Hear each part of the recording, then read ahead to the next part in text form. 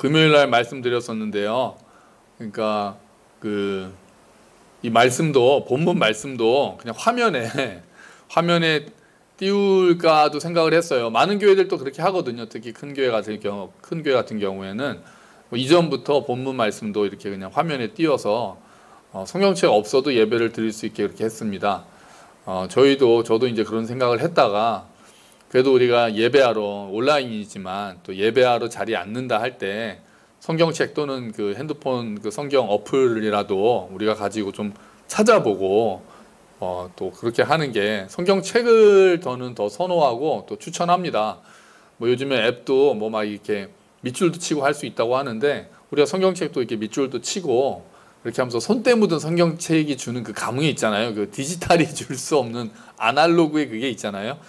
그래서 모일 때 아이들도 성경책 가지고 또 다 자리에 모아서 또 찾고 그렇게 해서 또 밑줄도 치고 기억하고 그랬으면 좋겠어요. 그래서 본문 말씀은 여전히 앞에 그 화면에 띄우지 않고 직접 찾는 걸로 하겠습니다. 자, 누가복음 18장 9절부터 14절까지 말씀이고요. 신약 126페이지에 있습니다. 우리 같이 읽어볼게요. 또 자기를 의롭다고 믿고 다른 사람을 멸시하는 자들에게 이 비유로 말씀하시되 두 사람이 기도하러 성전에 올라가니 하나는 바리새인이요 하나는 세리라. 바리새인은 서서 따로 기도하여 이르되 하나님이여 나는 다른 사람들 곧 토색, 불의, 간음을 하는 자들과 같지 아니하고 이 세리와도 같지 아니함을 감사하나이다. 나는 일에 2번씩 금식하고 또 소득의 11조를 드리나이다 하고 세리는 멀리 서서 감히 눈을 들어 하늘을 쳐다보지도 못하고 다만 가슴을 치며 이르되 하나님이여 불쌍히 여기소서 나는 죄인이로소이다 하였느니라. 내가 너희에게 이르노니 이에 저 바리새인이 아니고 이 사람이 의롭다 하심을 받고 그의 집으로 내려갔느니라. 무릇 자기를 높이는 자는 낮아지고 자기를 낮추는 자는 높아지리라 하시니라. 아멘. 오늘 비유에 이제 바리새인이 나와요. 바리새인과 이제 세리가 나오는데 바리새인은 어떤 사람들입니까? 우리는 바리새인 하면은 좀 부정적으로 보잖아요.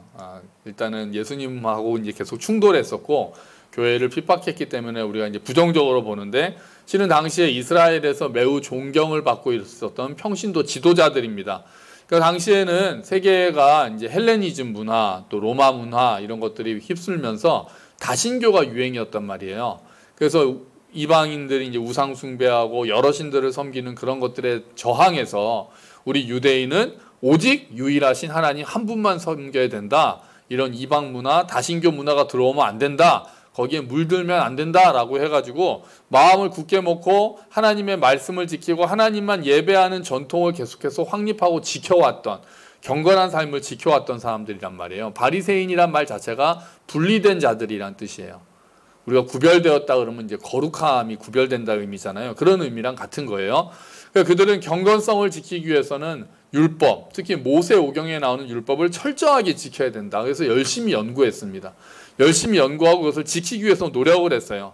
예를 들면은 포도주 발효시킬 때 곤충이 부정하거든요. 그래서 하루살이가 들어가지 못하도록 아주 꼼꼼하게 이제 천을 통해서 하루살이를 걸러냈어요. 그래서 나중에 보면 예수님께서 말씀하시잖아요. 하루살이는 걸러내고 너네는 낙타를 삼키는구나. 그러니까 그렇게 율법을 이렇게 철저하게 지키려고 또 11조를 철저하게 하기 위해서 씨앗이나 곡식 같은 것도 이렇게 세 가지고 그 정도로 10분의 1을 하나님께 드리고 그 정도로 11조를 이제 철저하게 지켰고요. 율법을 잘 지키기 위해서 안식일의 규정들을 만들고 기도에 대한 규정들을 만들고 그러니까 그 자체는 그러니까 악한 게 아니었어요. 11조를 정확하게 하기 위해서 규정을 만들고 기도를 좀 더 하나님께 잘 드리기 위해서 규정을 만들고 또 안식일을 잘 지키기 위해서 어떻게 하는 게 일을 하지 않는 것이냐 이런 것들을 세세하게 해서 그 선의 자체는 좀 두루뭉술하게 넘어가지 않고 철저하게 율법을 지키겠다라는 그런 마음을 가지고 있었던 거예요. 그러니까 이런 모습은 겉으로 볼 때 매우 경건한 모습이었죠. 신앙심이 깊은 모습이었죠. 하지만 문제는 그들의 겉모습과는 달리 그들의 속에 그러다 보니까 자기의가 차고 교만이 차고 다른 사람들에게 인정받고자 하는 그런 마음들이 생겼다는 게 문제가 되는 거예요. 다른 사람들을 보여주려고 율법을 지키거나 또 뭐 회당이나 그런 시장 어귀에서 큰 소리로 기도하거나 또 그런 모습들을 보이고 율법을 지키지 못하는 사람들, 그러니까 자기들이 율법을 철저하게 지키려고 했기 때문에 율법을 지키지 못하는 사람들에 대해서 무시하고 정죄하고 그런 마음들이 많이 있었단 말이에요. 그래서 예수님께서는 바리새인들 보고 뭐라고 하십니까? 회칠한 무덤이다 이렇게 말씀하시죠. 그러니까 무덤인데 회칠이 뭐예요? 뭐죠? 테니스 코트 같은데 이렇게 드르륵 하면서 나오면 그렇게 하얀 가루, 그게 횟가루잖아요.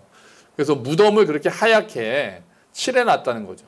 겉으로 볼 때는 하얘서 예쁠지 모르지만 그 속에는 시체가 썩어가고 있는 것처럼 회칠한 무덤이라는 거, 겉으로는 번지르르하게 경건한 모습, 또 아주 그런 거룩한 모습을 가지고 있지만 그 속에는 탐욕이 가득했다, 외식과 불법이 가득하다라고 예수님께서는 바리새인들을 비난하세요.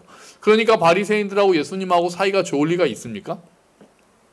회칠한 무덤이라고 이렇게 막 야단치시는데 좋을 리가 없잖아요. 이제 불편하고 또 예수님하고 있으면 껄끄럽고 그런 거죠. 물론 예수님에 대해서 호의적인 바리새인도 있었습니다. 뭐 니고데모가 그런 경우죠.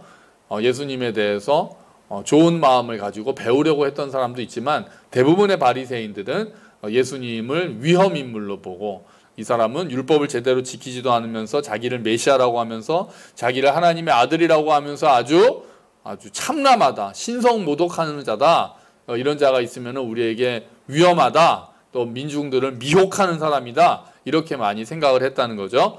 그래서 사도 바울도 바리새인이었잖아요. 나는 바리새인이다라고 얘기를 하잖아요. 나중에 자기 자랑을 하면서 바리새인이니까 바리새인으로서 예수님을 만나기 전에 교회를 앞장서서 핍박했던 거죠. 그러니까 바리새인들이 그런 일들을 했던 거예요. 율법이 열심이고 그게 하나님께 도움이 되는 일이고 하나님께 충성하는 일이라고 생각했기 때문에 바리새인들이 교회를 핍박하고 예수 믿는 자들을 잡으러 다니고 그런 일들을 했다는 거죠. 오늘 비유에서도 바리새인은 역시나 부정적인 모습으로 드러나게 됩니다. 오늘 우리가 읽었던 것처럼 두 사람이 이제 나오는 거예요.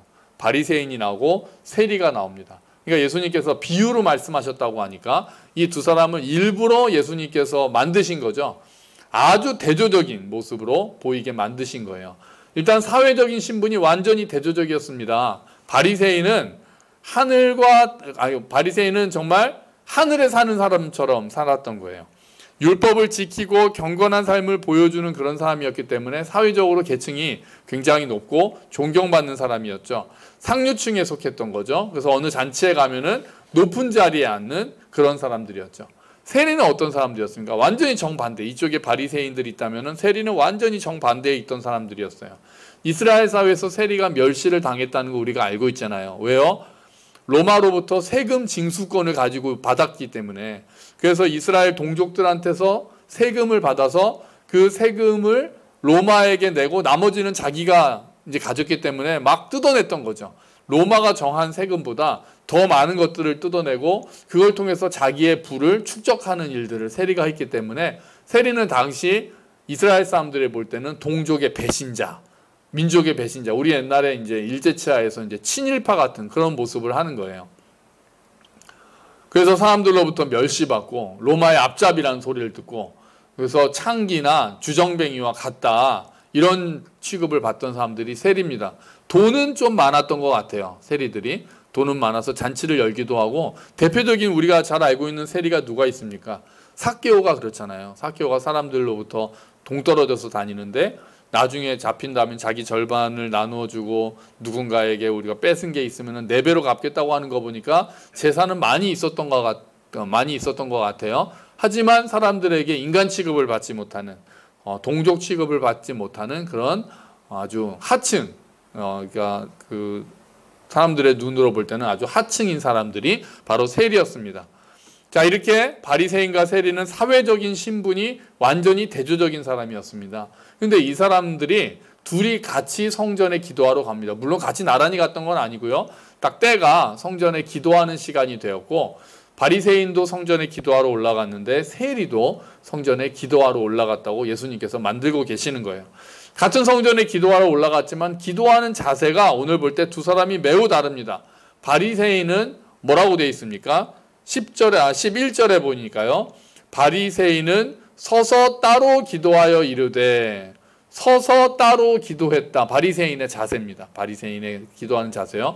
당시에 기도하는 사람들은 서서 기도하는 경우가 많았어요. 서서 이스라엘 백성들이, 이스라엘 남자들이 특히 잘 취했던 태도가 이렇게 손을 들고 눈을 하늘로 향하면서 하나님께 기도하는 모습들이 많았거든요. 그러니까 서서 기도했다라는 건 이제 크게 문제가 안 되는데요.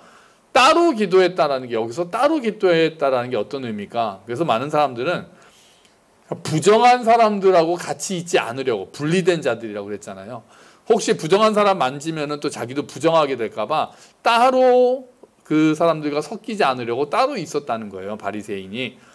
그래서 아마 바리새인은 지성소에 가까운 쪽으로, 성소 안에서도 지성소에 가까운 쪽으로 가서 기도했을 거예요. 왜냐하면은 거기가 스스로가 그런 거룩한 곳에 있는 것이 자기는 어울린다고 생각했을 테니까요. 그래서 따로 기도했던 거예요. 따로 기도하면서, 그러니까 소리를 내서 기도했을 가능성이 많습니다. 그러면 세리는 어떻게 기도합니까? 세리는 13절에 보니까요.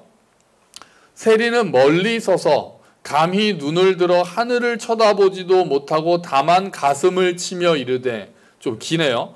멀리 서서, 여기서 멀리 섰다는 거는 그러니까 바리새인과도 멀리 떨어져 있고 지성소와도 멀리 떨어져서 아마 성전뜰의 가장 가장자리가 아닐까라고 생각을 해요.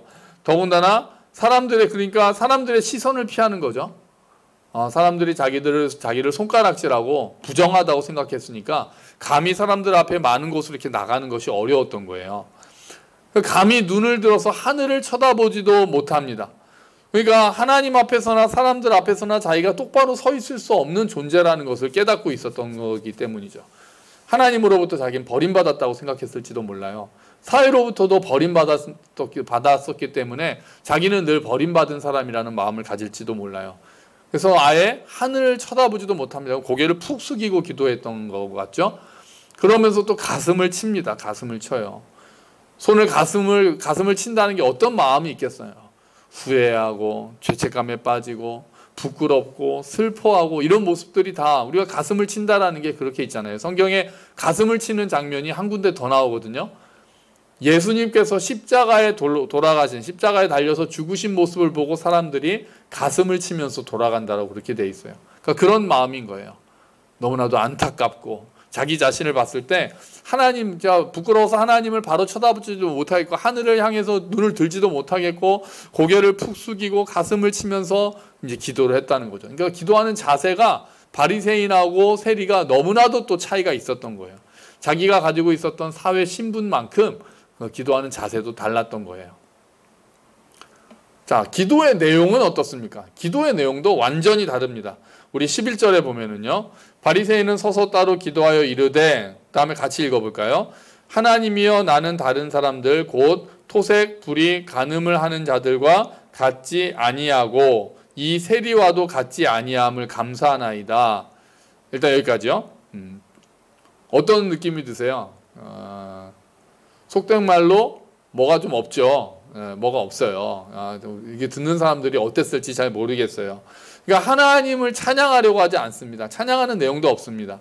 자기의 죄를 고백하지도 않습니다. 하나님의 은혜나 긍휼을 구하지를 않습니다. 그죠? 그리고 하나님 중심이 아니라 다 자기 중심이에요. 이게 이제 원어로 보면은 내가 이렇게 계속해서 반복하거든요. 나는 저 사람들과 같지 않다. 나는 이 세대와도 같지 않다.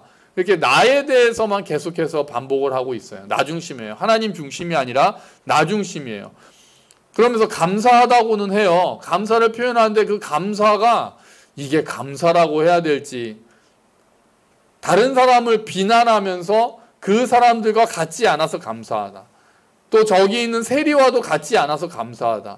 그래서 예전에 그 이스라엘의 랍비들은 제가 이방인이 아니어서 감사합니다. 하층민이 아니어서 감사합니다. 여자로 태어나지 않아서 감사합니다. 그렇게 기도하는 그 기도문들이 있어요. 그러니까 뭐뭐 하지 않아서 감사하다니까 감사를 핑계로 다른 사람들을 정죄하는 그런 모습들을 보이고 있다는 거죠. 그리고 나서 그 다음에 거기서 그치는 것이 아니라 자기를 자랑합니다. 12절 보실까요? 나는 일해에 2번씩 금식하고 또 소득의 11조를 드리나이다. 일해에 2번씩, 일주일에 2번 금식했다는 거예요. 모세의 율법은 1년에 1번 속죄일에 금식하라고 되어 있습니다. 그런데 그 당시에 바리새인들은 더 경건함을 지키기 위해서 매주 월요일과 목요일에 2번씩 금식을 했어요. 바리새인도 그러고 있는 거죠. 또 소득의 11조를 철저하게 드리고 있었어요. 그러니까 자기가 잘하고 있다는 거예요. 자기가 하나님의 율법을 잘 지키고 있고 자기는 경건하게 아주 살려고 힘쓰고 있습니다. 근데 여기서 뭐가 또 들어갈 것 같아요? 만약에 한다면 하나님한테 인정받으려고 하는 모습들이 보이고 있다는 거예요. 다른 사람들이 이 기도를 들었겠죠. 보통 소리를 내서 많이 기도했으니까요. 이렇게 하면서 사람들은 와, 역시 저 사람은 경건한 사람이야, 이렇게 생각했을지도 모르겠어요. 그러면 세리의 기도는 어떻습니까? 세리의 기도 13절에 다만 가슴을 치며 이르되 뭐라고 기도합니까? 같이 읽어볼까요? 하나님이여 불쌍히 여기소서 나는 죄인으로소이다 하였느니라. 아멘. 세리의 기도는 간결합니다. 바리새인은 막 청산유수 같지, 하나님이여 나는 이렇게 했고 이렇게 했고 저 사람과 같지 않아서 감사하고 이렇게 기도를 했다면은, 세리는 아주 간결하지만 매우 절실하게 기도를 합니다. 자신의 죄를 부끄럽게 여기고 다른 사람이 어떻게 했는가가 아니라 나에게 집중하는 모습을 가지고 있습니다. 그리고 용서하시는 하나님의 은혜를 간절히 구합니다. 자, 여기까지 예수님의 이야기를 들은 사람들은 별로 이상함을 못 느꼈을 거예요. 뭐 있을 법한 이야기잖아요. 바리새인들도 자기들이 늘 봐왔던 사람이고 세리도 늘 봐온 사람이고, 세리가 용서를 비는 그런 기도를 했다는 것 자체는 야, 저 세리는 좀 대단하네 이렇게 생각했을지도 모르지만, 바리새인에 대해서는 특히 그렇지, 바리새인도 저렇게 하니까 저렇게 기도할 만도 해 라고 아주 그냥 당연하게 생각했을지도 모르겠어요. 그런데 엄청난 반전이 일어납니다. 그게 바로 14절이죠. 14절에 다시 한번 읽어볼까요? 내가 너희에게 이르노니 이에 저 바리새인이 아니고 이 사람이 의롭다 하심을 받고 그의 집으로 내려갔느니라. 바리새인보다 세리가 더 의롭다함을 받았다 이렇게 말씀하시지 않아요. 뭐라고 말씀하세요? 바리새인이 아니고 이 사람 세리가 의롭다 하심을 받았다라고 이야기하고 있어요. 그러니까 이야기를 듣고 있었던 사람들은 완전히 충격받았겠죠. 에?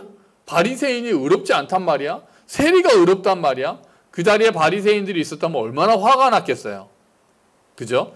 물론 세리들이 있었다면 세리들은 위로를 받았겠죠. 여러분, 우리가 하나님 앞에서, 이 죄인이 거룩하신 하나님 앞에서 어떻게 의롭다 하심을 받을 수 있을까요? 우리는 뭐로 의롭다 하심을 받습니까? 뭐로 구원을 받습니까? 바로 은혜로 구원을 받습니다. 은혜로 구원을 받아요. 바리새인이 은혜를 부정하지는 않았어요. 자기가 죄인이라는 것들을 완전히 부정하거나 그러지는 않았을 거예요.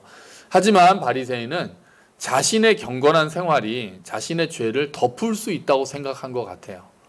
자기의 그런 의가, 자기가 행한 선행들이 자기의 죄를 덮어서 하나님께 의롭다 하심을 받을 수 있다고 생각한 것 같아요. 자기의 힘으로 용서를 받을 수 있다고 생각한 거죠. 그렇게 해서 자기가 의롭다고 생각한 거죠. 세리는요.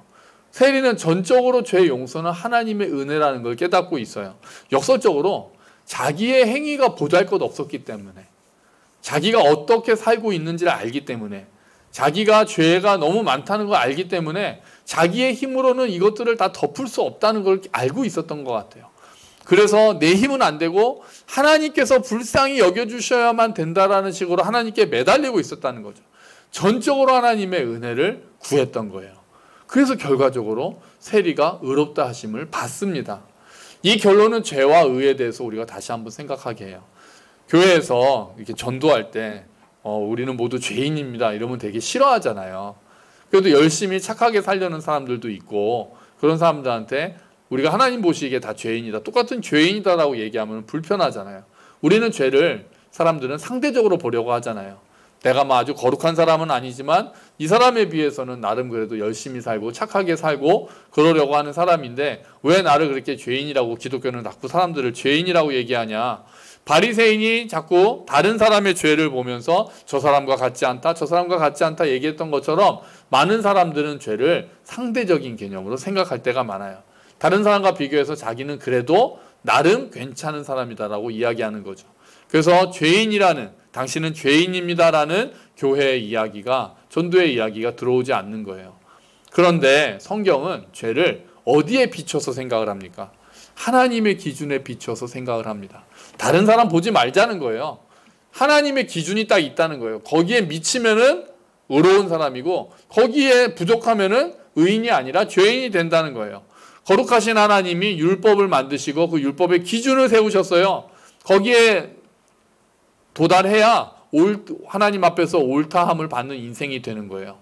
그러면 그 기준의 완성이 뭡니까? 그 기준, 율법의 기준이 어떻게 됩니까? 레위기에 있습니다. 레위기 19장 2절 말씀인데요. 화면에 나오죠. 너는 이스라엘 자손의 온 회중에게 말하여 이르라. 너희는 거룩하라. 이는 나 여호와 너희 하나님이 거룩함이니라. 아멘. 거룩. 하나님이 거룩하시기 때문에 우리도 거룩한 게 하나님의 기준이라는 거예요. 너무하지 않아요? 이 기준 앞에서 내가 거룩하다라고 말할 수 있는 사람이 과연 있을까요? 없죠. 구약만 이렇습니까? 그러면 신약은 아닙니까? 신약에서 예수님께서는 뭐라고 하셨을까요?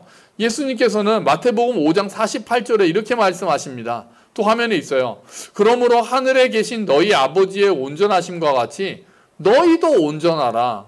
그렇게 말씀하세요. 네? 온전하라고요? 아까는 그러니까 레위기의 말씀을 거의 그냥 그대로 갖다 쓰신 거예요. 레위기에서는 하나님이 거룩하시니까 너희도 거룩하라고 하는데 예수님은 하나님이 온전하시니까 너희도 온전하라고 하세요. 아니 어떻게 온전할 수가 있습니까? 사람이요. 또 이렇게도 말씀하세요. 마태복음 5장 20절에는요. 내가 너희에게 이르노니 너희 의가 서기관과 바리새인보다 더 낫지 못하면 결코 천국에 들어가지 못하리라. 서기관과 바리새인들이 어떤 사람들입니까? 율법을 철저하게 지키는 사람들이었어요. 경건해 보이는 사람들이었단 말이에요. 그런데 그것보다 더 나아야 천국에 들어간다는 거예요. 그렇지 못하면 천국에 들어갈 수 없다는 거예요. 그러니까 하나님이 요구하시는 의는, 하나님이 요구하시는 기준은 바리새인이 가지고 있는 기준보다 훨씬 높았던 거예요. 바리새인들이 자랑하고 내가 뭐 소득의 11조를 드리고 일에 2번씩 금식하고 이런 것들 내가 불의하지 않고 토색하지 않고 간음하지 않고 내가 이런 것들은 하지 않습니다. 율법에서 하지 말라는 건 하지 않습니다. 그리고 이런 것들은 지킵니다 라고 얘기했지만 예수님께서 말씀하시는 기준, 하나님이 말씀하시는 기준은 그보다 훨씬 높았던 거예요. 그러면 하나님의 의의 기준에 도대체 누가 도달할 수 있겠습니까? 어떻게 생각하세요? 누가 도달할 수 있습니까? 성경이 말하는 답은요, 한 가지입니다. 누가 도달할 수 있느냐? 아무도 도달할 수 없다는 게 성경이 결국 하고 싶어 하는 말이에요. 율법의 기준, 아무도 도달할 수 없다는 거예요. 그게 로마서 3장 23절의 말씀이잖아요. 모든 사람이 죄를 범하였음에 하나님의 영광에 이르지 못하더니. 아멘. 이렇게 선언하는 거예요. 모든 사람은 거룩함이라는 기준에 택도 없이 부족하다. 온전함이라는 기준에 도달할 수 없다. 서기관과 바리새인의 의를 뛰어넘을 수 있는 사람은 아무도 없다. 그렇기 때문에 하나님이 보시기에는 모두 죄인들이다. 죄 가운데 있다라고 성경은 이야기하는 거예요. 그럼 우리한테 희망이 없잖아요. 우리가 어떻게 거룩해요? 어떻게 온전해요?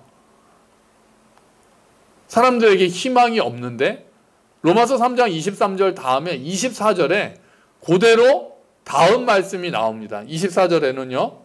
그리스도 예수 안에 있는 속량으로 말미암아 하나님의 은혜로 값 없이 의롭다 하심을 얻은 자 되었느니라. 아멘. 여기 이제 속량을 구원으로 보자고요. 예수 안에 있는 구원, 대속. 예수 안에 있는 예수님 안에서 어떤 일이 일어났기 때문에 예수님 안에 있는 자는 하나님의 은혜로 값 없이 어떤 대가 없이 어떤 공로 없이 의롭다 하심을 얻었다는 거예요. 예수님께서 이 땅에 오셨다는 거죠. 하나님께서 율법이라는 기준을 제시하시고 여기에 이르지 못하는 자들은 다 죄인이라고 선포하셨기 때문에 모든 사람이 다 내가 죄인이구나, 율법으로는 죄를 깨닫고 내가 죄인이구나 라는 걸 알 수밖에 없는데 하나님께서는 새로운 길을 내셨다는 거예요. 예수님이라는 새로운 길을 내셨던 거죠. 예수님께서 그 모든 인간들의 죄를 대신 짊어지고 십자가에서 죽으시고 그 사실을 믿고 예수님을 나의 주와 구세주로 영접하는 자들에게는 내가 죄인이라는 걸 인정하고 내 힘이 아니라 예수님이 이루신 일을 의지합니다. 그러면서 하나님께로 나아오는 자들은 아무런 대가 없이 의롭다고 하신다는 겁니다. 그래서 예수님을 의지해서 지금 예배드리고 계시는 모든 분들은 하나님 앞에서 의인입니다. 할렐루야. 아멘, 아멘. 우리가 의인이에요. 용서받은 의인들이에요. 죄를 용서받고 하나님 앞에서 이제 의인이라고 예수님께서 선포하고 계시는 거예요. 하나님께서 말씀으로 알리고 계시는 거예요. 그리고 나서 14절의 비유의 마무리로 이렇게 말씀하시죠. 14절 이제 마지막에 뭐라고 합니까?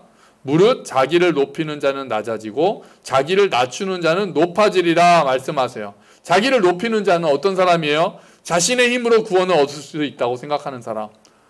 내 힘으로 하나님 앞에서 의를 얻을 수 있다고 생각하는 사람. 내 행위로 하나님께 옳다고 인정받을 수 있는 사람. 그래서 다른 사람들을 무시하고 저 사람들보다는 낫다고 자기를 높이는 사람. 그런 사람이 자기를 높이는 사람이에요. 그런 사람은 낮아지는 거예요. 반대로 자기를 낮추는 사람. 구원을 위해 내가 할 수 있는 일이 없다. 오직 하나님의 은혜를 의지할 때만 내가 뭔가를 할 수 있다. 예수님이 하신 일들을 믿는다. 나는 하나님이 나를 불쌍히 여겨주시기를 바란다. 라고 자기를 낮춰준 사람, 심령이 가난한 사람, 이런 사람들이 하나님 앞에서 높아진다는 거예요. 그래서 구원의 첫걸음은 결국 뭐가 되는 거예요? 구원의 첫걸음은 겸손이 되는 거예요.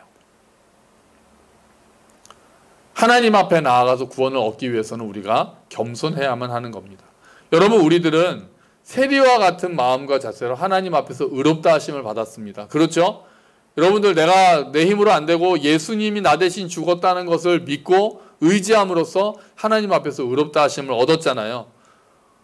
근데 우리가 조심해야 할 게 있어요. 우리가 조심해야 할 거는, 우리가 이제 의인이라는 거는 일단 인정을 하고요. 그런데 그 다음에 열심히 신앙생활을 하고 말씀대로 살려고 힘쓰잖아요. 그 때로는 실패하지만 또 때로는 또 지키기도 하잖아요. 그러는 가운데 내 안에서 나도 모르게 교만이 쌓이는 경우가 있는 거예요. 내 의의가 쌓이기 시작하는 거예요. 우리가 십자가의 은혜로 구원을 받았다라고는 이야기는 하는데 나도 모르게 내가 잘하는 것들이 나를 교만하게 만드는 거예요. 그래서 다른 사람들을 정죄하고 멸시하는 함정에 빠질 수도 있다는 거죠. 또 안타깝게도 이런 일은 경건하게 말씀대로 살려고 하는 사람 속에 들어가기가 더 쉬워요. 그런 함정이에요. 우리의 행위로 하나님의 은혜를 받은 게 아니라 은혜로 하나님의 은혜를 받아서 구원받았다는 것을 알면서도 그 은혜를 기억하지 못하고 내가 잘한 것들을 내세우는 거예요. 그래서 하나님으로부터 뭔가를 얻어내려고 한다거나, 내가 선한 일을 하는 것도 하나님의 은혜로 가능한 건데 내 힘으로 하는 것처럼 생각한다거나, 그래서 다른 사람들을 무시한다거나 정죄한다거나 우쭐댄다거나 그런 일들이 일어나는 거죠. 그런 사람들은 교회 안에 바리새인이라고 생각할 수 있는 거예요. 그래서 내 안에 바리새인의 모습은 없는가라고 우리가 돌아봐야만 하는 거죠. 내 안에 혹시 내가 조금 뭔가를 잘한다고, 내가 조금 하나님 앞에 더 믿음이 있다고 다른 사람들을 무시하는 마음이 있지는 않은가. 그런 마음이 있다면 내 안에서 바리새인이 자꾸 살아나려고 하는 거예요. 우리가 행한 선행을 앞세워서 하나님의 은혜를 당연한 대가처럼 생각한다면 우리 안에 바리새인이 있다는 것을 생각할 수 있는 거예요. 여러분, 우리는 계속해서 세리의 마음과 자세를 가지고 살아가야 됩니다. 우리가 그 마음으로 구원을 얻었어요. 우리가 그 자세로 하나님께 복을 받았어요. 구원의 복을, 신령한 복을 받았단 말이에요. 그리고 나서 그 뒤로도 하나님, 내가 은혜로 구원을 받았고 은혜 아니면 살아갈 수 없는 존재라는 것을 깨닫는 거예요. 그걸 더 의지하는 거예요. 구원받은 것도 은혜고 살아가는 것도 은혜입니다. 그리스도인의 시작과 중간과 마침은 전부 다 은혜로 시작해서 은혜로 끝나고 은혜로 이루어가는 삶이 그리스도인의 삶인 겁니다. 하나님 앞에 나아갈 때마다 우리는 세리와 같은 마음으로 또 나아가야 돼요. 주님, 내가 이런 것들이 부족합니다. 내가 이런 것들을 했던 것도 하나님의 은혜입니다. 내가 이렇게 부족하고 여전히 나는 하나님의 은혜를 갈구합니다. 하나님께서 나를 긍휼히 여겨주시고 나를 인도해 주십시오 라고 하나님 앞에 나갈 때마다 은혜를 의지해야 되고, 그리고 하나님의 긍휼의 눈으로 다른 사람들을 바라보아야만 하는 겁니다. 이런 마음으로 겸손하게 하나님을 더욱 의지해서 우리를 일으키시고 높여주시는 하나님의 은혜를 경험하시기를 주의 이름으로 축원합니다. 아멘. 우리 주어진 말씀 놓고 하나님 앞에 주어진 말씀 생각하면서 하나님 앞에 기도하도록 하겠습니다. 기도하겠습니다.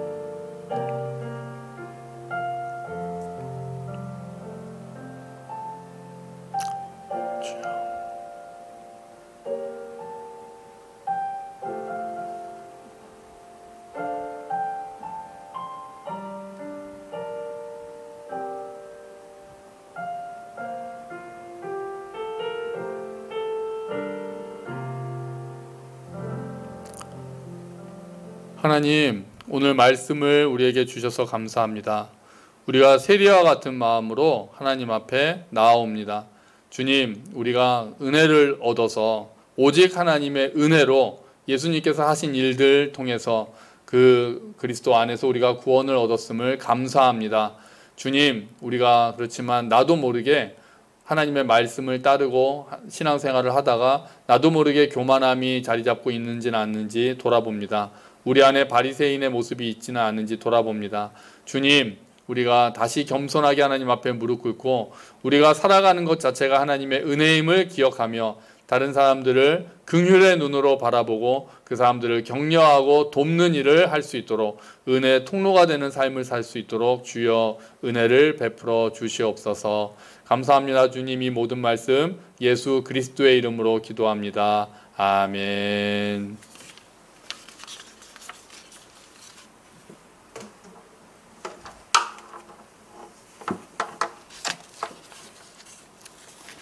우리 주기도문 함께 찬양하시겠습니다. 하늘에 계신 우리 아버지, 아버지의 이름을 거룩하게 하시며 아버지의 나라가 오게 하시며 아버지의 뜻이 하늘에서와 같이 땅에서도 이루어지게 하소서. 오늘 우리에게 일용할 양식을 주시고 우리가 우리에게 잘못한 사람을 용서하여 준 것 같이 우리 죄를 용서하여 주시고 우리를 시험에 빠지지 않게 하시고 악에서 구하소서. 나라와 권능과 영광이 영원히 아버지의 것입니다.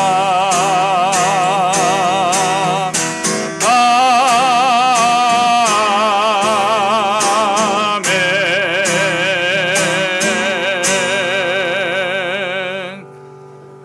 나라와 권능과 영광이 영원히 아버지의 것입니다. 아버지, 모든 것이 아버지의 것임을 믿고 우리가 누리는 것이 하나님 아버지의 선물임을 기억하고 은혜임을 기억하며 우리 소유의 일부를 아버지께 돌려드립니다.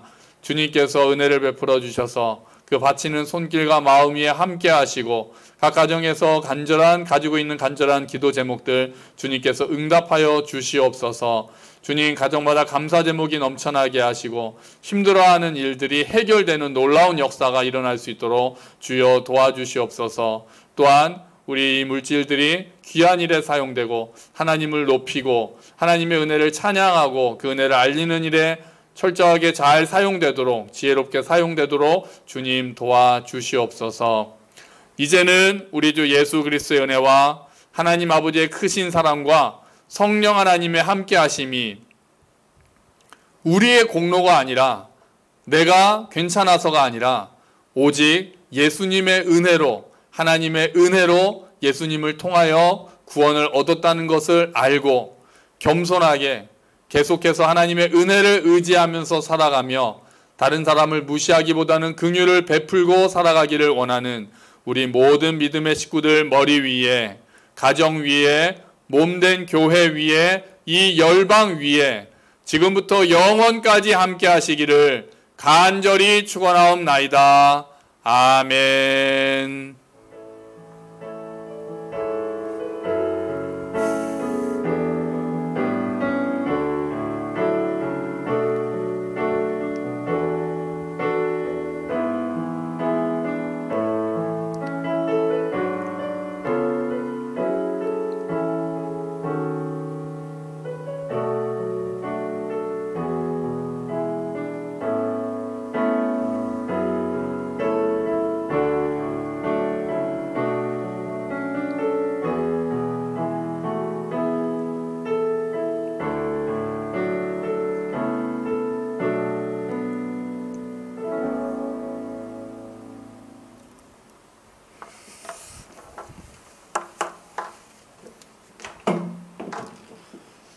우리 하나님 말씀 같이 보도록 합시다. 암송합시다.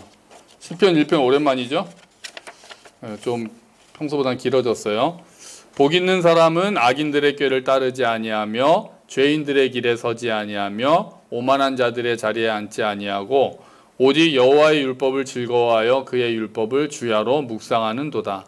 그는 시냇가에 심은 나무가 철을 따라 열매를 맺으며 그 잎사귀가 마르지 아니함 같으니 그가 하는 모든 일이 다 형통하리로다.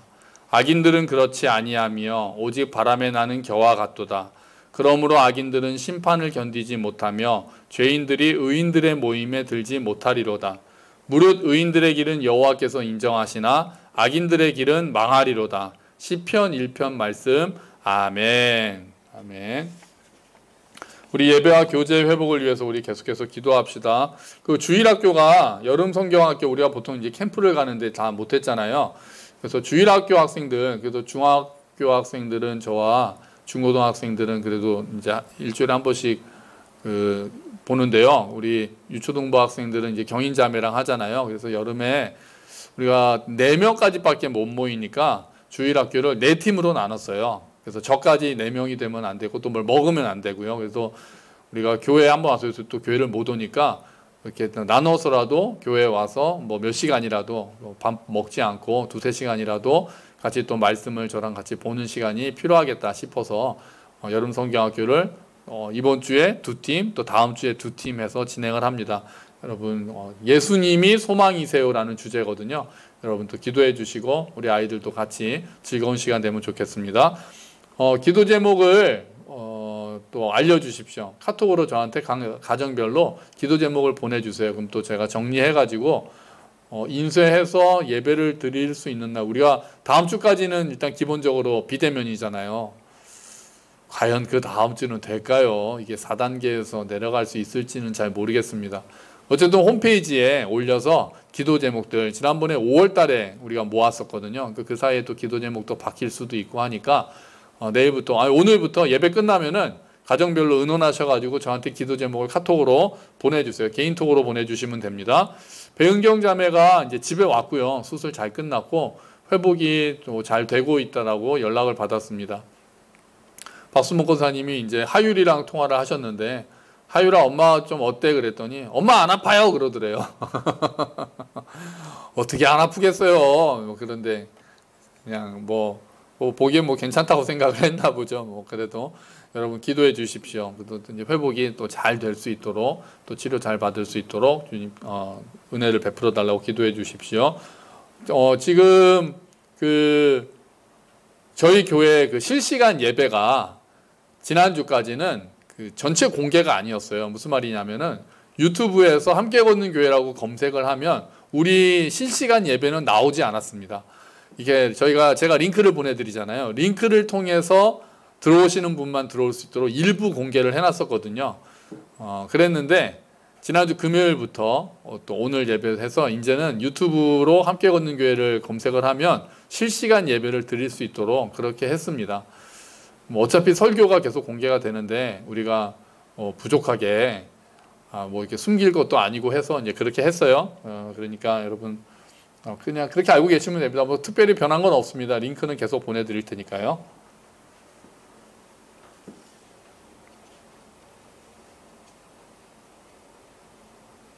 이런 일이 있었군요. 후반부면은 어디죠? 설교도 끊겼나요?